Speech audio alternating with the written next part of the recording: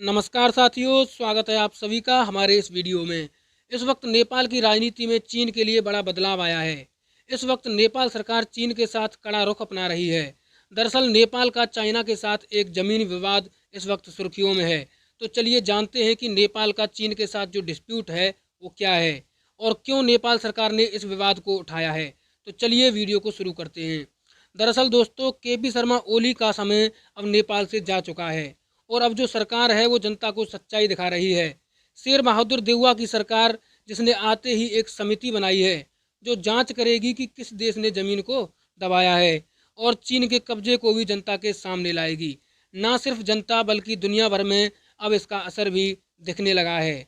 दरअसल हुआ ये था कि केपी शर्मा ओली के समय में चीन इतना आगे निकल गया कि चीन ने नेपाल की ज़मीन पर ना सिर्फ कब्जा किया बल्कि परमानेंट स्ट्रक्चर भी बनाने शुरू कर दिए। और जब ये विवाद बढ़ा, अधिकारी पहुंचे, तो उस समय नेपाल के प्रधानमंत्री केपी शर्मा ओली ने कह दिया कि नहीं, ये ज़मीन हमारी नहीं है, चीन की है। और चीन ने भी यही कहा कि ये ज़मीन हमारी है। चीन ने दाल नहीं गलने दी नेपाल के अन्य संगठनों की, जो बार बार कह रहे थे कि ये ज़मीन हमारी है। नेपाल के अन्य संगठनों का कहना था कि हमारी 150 हेक्टेयर भूमि जो हुमला के नज़दीक है, वहाँ चीन ने गलवान घाटी में हुए झगड़े के तुरंत बाद कब्जा कर लिया।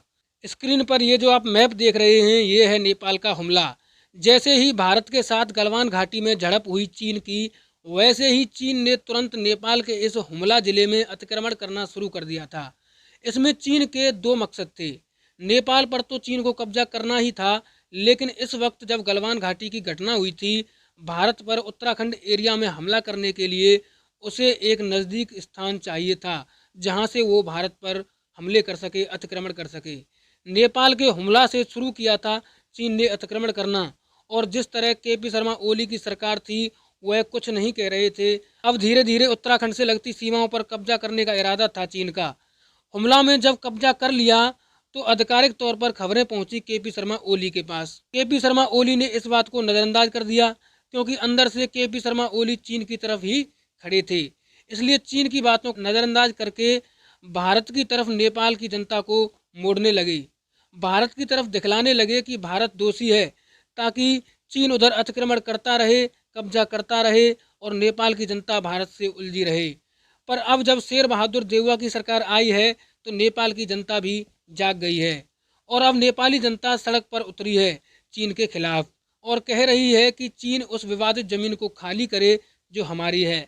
हालांकि चीन की तरफ से कहा गया है कि हमने अपनी ज़मीन पर स्ट्रक्चर बनाए हैं, किसी और की ज़मीन पर नहीं बनाए और हम इसे खाली नहीं करेंगे। ऐसे में किसे सपोर्ट करना है, किसे नहीं, इस बात का ज्ञान नेपाली जनता को होना बहुत ज़रूरी है और वो अब शेर बहादुर देउवा के नेतृत्व में होता दिखाई दे रहा है। तो दोस्तों, आपका इस बारे में क्या ख्याल है, हमें कमेंट करके ज़रूर बताएं और साथ ही वीडियो को लाइक करें। अगर आप हमारे चैनल पर नए हैं तो हमारे चैनल को सब्सक्राइब करें, ताकि हमारे वीडियोस आप तक सबसे पहले पहुंच सकें। तो फिलहाल इस वीडियो में इतना ही and thank you for watching this.